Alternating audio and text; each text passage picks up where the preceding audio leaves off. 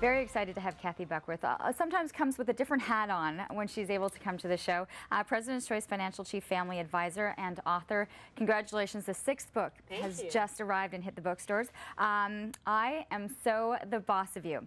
Love the title, and I have to say, we were talking on the show yesterday, I was laughing at my desk reading some of the chapters coming, and I implemented it yesterday. Oh, yay. I picked up Andy at school, and I needed to run a couple of errands, and she gets into the car, and I said to her, okay, honey, hope you don't mind, but before we go home, I want to go and run one or two things. And she's like, no, I just want to go home. I was hungry. I want a snack. And I said, change mindset. Right. Actually, I phrased it wrong. We are going to do some errands, and then we'll be home in 20 minutes, and we can do it then. I had to change the way my thought process was and take control again.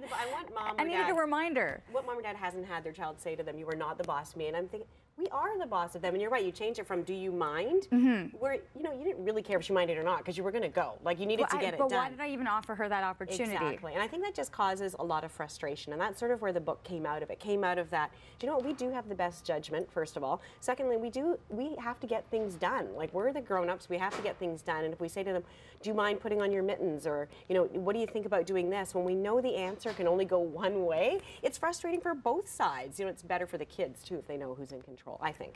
You've taken a very corporate response. I mean, literally adding as though you are the CEO of your family, and therefore decisions and the way things are assigned kind of should also take that role. It sort of falls out, yeah. And I hear a lot of moms say that, you know, and they say I'm the CEO of my family, and I think you should be, but a lot of them are not really doing the greatest job at being the CEO of their family in terms of not really having a lot of structure and rules and policies. And I make it sound very sort of cold and corporate, but in the end, I think it's easier for everyone. So if you know you're not going to fight about certain things, you have more time to kind of enjoy your time with your kids, not having these conversations that really don't go anywhere.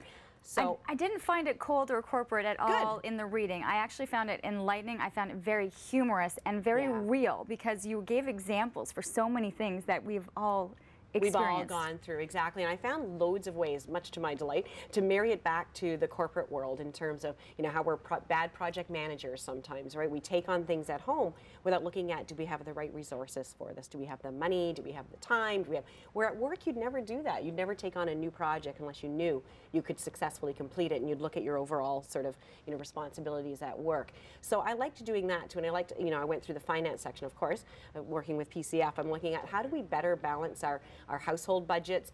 I am a big believer in giving kids allowance, because that's like their salary, if I can make that analogy again. But I think they learn that if you work hard, first of all, you get a reward. Secondly, it's really important to teach them about financial literacy. And if they have their own money, they can save up for what they want versus what they need. And we provide them with what they need. So there was just so many ways that I thought this model is easy to sort of, you know, think about in your head in terms of, well, what would I do if I was really their boss, or if I really needed this to happen?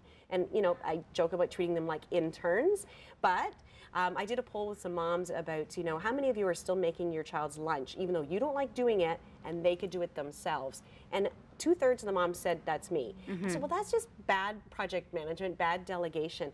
And what it does is the moms are saying, well, it's just easier. You know, it's easier for me. Sometimes it is easier like that, but you're not training them to do it eventually. It's like training an intern, right? Or training a junior employee to say, you need to know how to do this. And it affects different age groups, because I have younger ones, and right now I'm looking at the you know, like no, you're not the boss of me, but the behavior will change quite quickly, and you often say 5 minutes later, they've forgotten over the fact that you've actually told them they have to go up and do something. That's right, that's right. And they respond, I find, sometimes better too, and I talk about this in the book, the rules versus, well, because mom said so. So if you can say, well, it's bedtime, it's 8:30, and they say, well, I don't want to go to bed. It's like, oh, too bad, but it's bedtime. You know, that's just the way that it is. You know, it's not necessarily my rules sometimes, it's just the way that things are. And that's the sort of the policy. And I do have an employee handbook in there and all kinds of, you know. It really is. There's so much in there. It's always tough to get to in a really quick interview. I Am So the Boss of You. Just came out on bookstores within the last couple of weeks from Kathy Buckworth. If you have the opportunity, check it out. I laughed. The real life stories in there too. Oh, great. Very, very funny. So congratulations once again on the 6th book that you have out.